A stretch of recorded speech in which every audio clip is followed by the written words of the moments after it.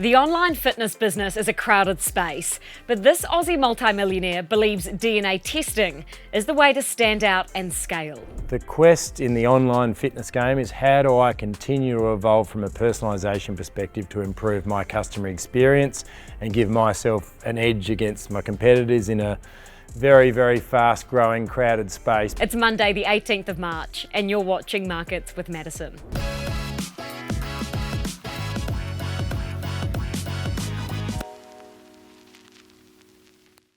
You already know I'm a big fan of business, but I'm also a fan of fitness. The business of fitness has proven to be super lucrative if you can find a way to scale it online. Here's how some entrepreneurs down under are exercising their success. The online fitness community is one of the most crowded markets. COVID caused a boom in at-home workout and nutrition plans. Some of them are worth millions. Kayla at Sign's Sweat app sold for reportedly $150 million US. Sam Wood just sold his in an 82 million New Zealand dollar deal. His online program, 28 by Sam Wood, has almost 1 million subscribers. It's now owned by MyDNA, a firm focused on incorporating genomics into fitness. It's an innovation that's yet to go mainstream, but Sam says it has the potential to transform the industry. Sam, good to see you. Thanks so much for doing this. Thanks for having me. I want to talk about these technological breakthroughs that have happened in fitness. If you look at Peloton, online fitness courses and even equipment have really leveled up. Yep. Wearables tech is a massive thing as well. But you're going big on genomics. What's the opportunity you see in this space?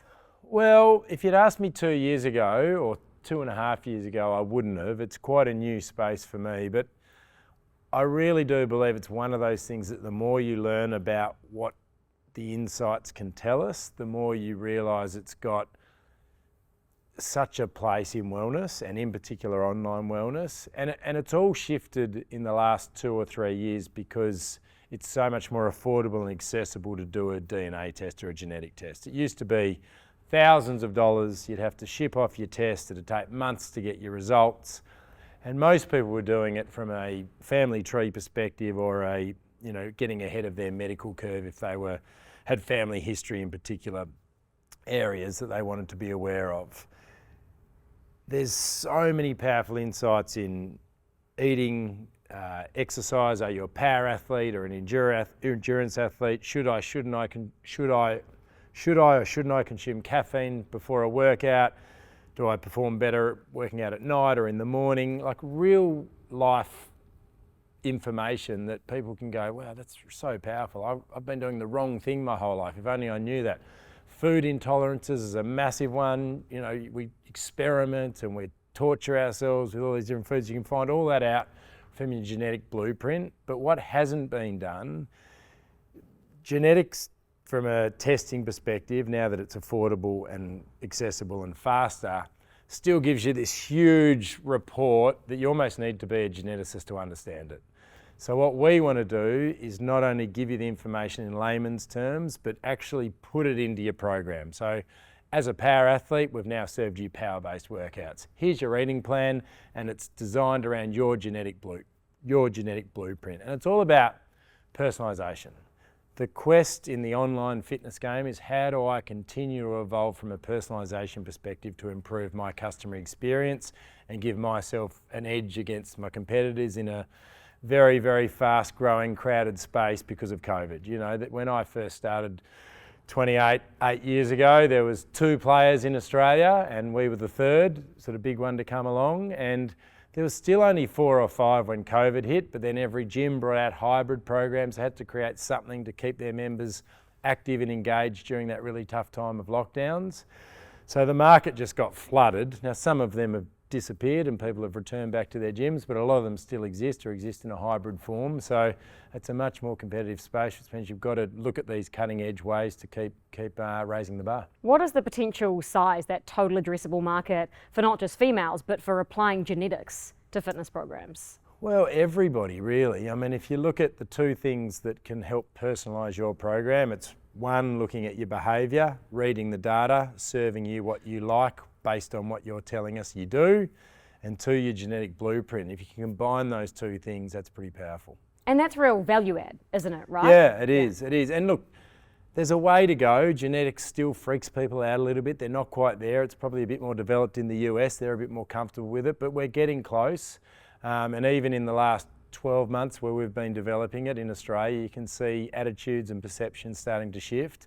And I think when people see the practical application of it, and it's not this scary sort of scientific report, and it's explained by Sam in a really human way, I think it's going to be really popular. Because up until now, fitness programs have largely been a blanket approach. You know, do F45 here, or do the keto program here, and everyone just assumes those things are going to work for them, don't they? Yeah, it's just this cookie cutter, and people pretend they're personalising their program, and everyone gets sent the same thing. And we personalise things to a degree, vegetarian eating plans and low impact workouts, and we give people, because you've done workout X, you might like workout Y, but this takes personalisation to a whole new level. Price point, is this going to be, as you say, a value add? Is it going to be able to charge much higher? It won't cost the customer any more as their subscription. They'll just have to pay a one-off fee for the test, and it's now under $100.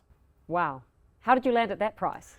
Well, I'm now part of a DNA company, so we're able to give it to the customer at absolute cost, which not everybody can do. In fact, not everyone even has access to it. If you've got to outsource this, it'll probably cost you a lot more and be a bit more of a clunky experience. But my company was fortunate enough to merge with a really big DNA company called My DNA in Australia 2 years ago, and we've been on this journey ever since. Tell me more about that deal. You told me off camera that it took a while to come to fruition. I was very naive, this is my first ever exit, probably my last. It was a real roller coaster of emotions and ups and downs, and we started to get a lot of interest inbound, particularly at the start of COVID, being an online at-home fitness program that was rapidly growing in subscriptions. So you're kind of a bit overwhelmed because you weren't even thinking about selling your business. It's your baby. Why would I sell it? All that kind of stuff, that founder passionate stuff that was absolutely me. And to be honest, still is me. So it was sort of three things. It was value, not in this order. It was value. It was what does the world look like for me after the deal, and can I still be as involved as I am now? And it was, what are these people going to be like to work with? And I really feel like we've found a partner that meets all of those needs. Now that you've been with them for about 23 months, I think you told me earlier, what's the opportunity ahead? Have you been able to achieve things you think even in just the past 2 years that you couldn't have otherwise? I think so, yeah. It takes a bit of pressure off.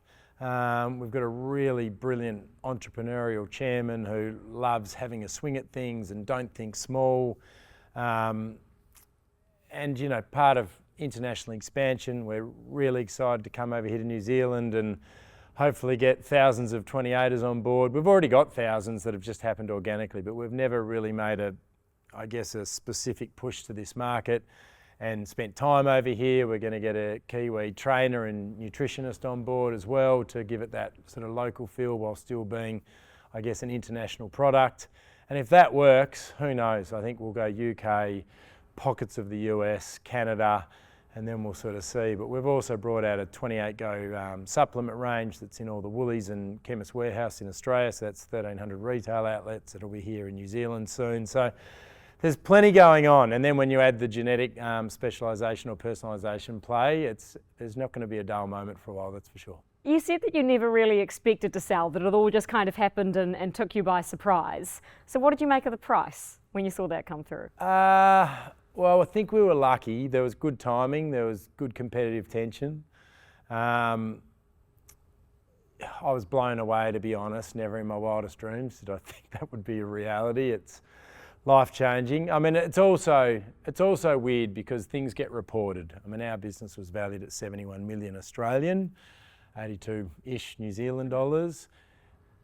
But I didn't get that in my bank account, which I think people that have never been through an experience like this or read the headline of the article only perhaps go, oh my God, Sam's rich, like friends, family members Fitness millionaire, at Christmas are like, oh my God, and it's like, okay, well, it's not quite the reality. It's flattering that your business can be deemed so valuable and so grateful for the exit, but yet definitely not quite those inflated figures that perhaps people have read. Do you mind me asking then how much you did walk away with by selling your business? Well, I got about 15 million Australian dollars, and I'm now still an integral part of the future of the business. So still life changing, and pinch yourself, that's for sure. I can only imagine. Yeah. As you said, you're still involved though. Very. I literally am in the office every single day. I haven't stepped down at all. So yeah, I love it. And you asked before, how is it now with a partner company? It's great. You've got resources, you've got network, you've got funds, you've got people to bounce ideas off. It gives you, I know you sort of grow a couple of inches taller from a confidence perspective of what else can we do. And it's a pretty exciting future. In fitness though, not much of it is lucrative. So to walk away with $15 million is incredible. And obviously you clearly still care about this company and are very much involved in where it's going next. But being a PT is not enormously lucrative. I did it for 16 years. Owning a gym is not very lucrative. There's other things like corporate wellness, online content creation, wellness retreats, but none of that effectively makes somebody millions. So why do you think that online is really the way to go? Clearly it's worked for you, but do you think that that's where the money is for the future?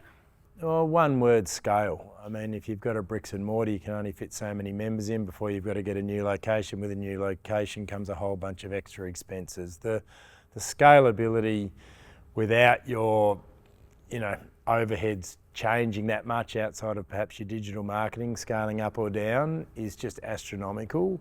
That being said, I have many discussions with many young content creators who come to me, ask if they can have lunch, ask if they can have a coffee, pick my brain. I always say yes.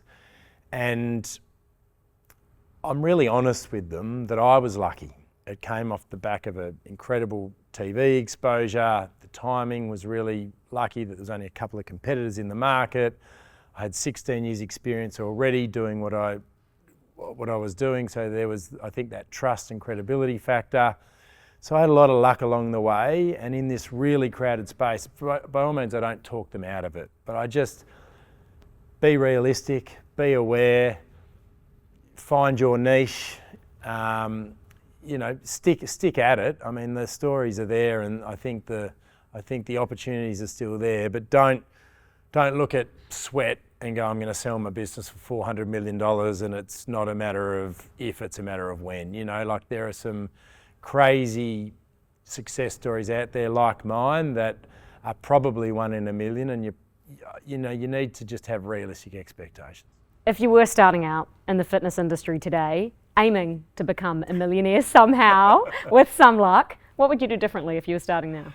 I'd definitely get into tech earlier than I did, but look, I think there's still some exciting opportunities in new concepts. A good friend of mine has just launched a company called Strong. I know you've got a couple here in New Zealand. It's a hybrid of Pilates. It's very hard. And road form. Yeah, it's bloody hard, but it's awesome. It's new, it's low impact, it's high intensity. He sold 100 franchises in 3 years, and it was a new concept. So anything in the tech space, I saw a fantastic wearable creation the other day, and it was for Apple Watch, and it goes on the back of the watch rather than on the front. And it gives you body fat percentage and all of your sort of heart rate. Like a Whoop band? Yeah, it's more a metabolic metric thing and body fat percentage in fairly high accuracy that just sits on the underside of your Apple Watch, and they built it specifically to be bought effectively by Apple one day, and it's totally compatible. And I'm just seeing, like the Whoop, the whole wellness factor, specific sleep stuff. There's a lot happening. I see wonderful things in the mental health space. I think people have finally woken up to the importance of mental health is, if not more important than our physical. So I think, have a look what's there. Try and find a hole in the market or an opportunity where there is one, and then go hard for it, and just have a real crack. Yeah, because even though there is this amazing stuff out there happening like Whoop and even like Strong and that sort of thing, there is still an obesity epidemic. I think we can safely call it that. We're going the other way. With all of these inventions and creations, there's more books, there's more information, and yet we are getting fatter. And it's, the market is getting bigger, not smaller. The opportunities will absolutely be there.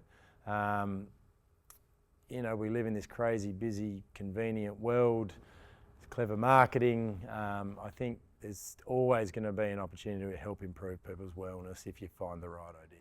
Ultimately, what's your fitness philosophy? I hear some people say we only need to do 22 minutes of cardio a week. 28 minutes a day. No, that's too much, man. I got time for that. Well, look, progress, not perfection, is definitely my philosophy. I think the reason a lot of these programs don't resonate with people is they're too overwhelming, they're too intense, people get injured.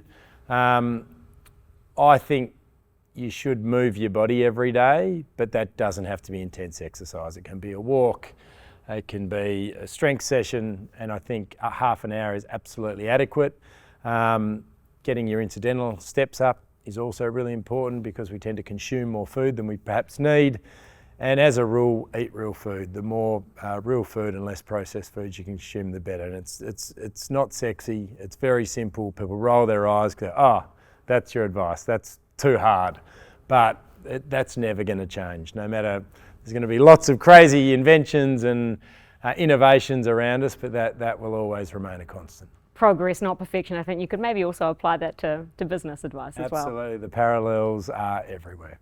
And I really appreciate what you're doing. I think it's awesome. As a big fan of just health and fitness generally, love what you're doing, and hey, congrats on your exit. Awesome. Thanks, Maddie. Really appreciate it. The worst thing about interviewing Sam is the fact that I hadn't actually worked out that day. So straight after that interview, given we were already at the gym, I just had to destroy myself on the ski erg. It was painful, but it was worth it. So with that, go and put your money and your bodies to work.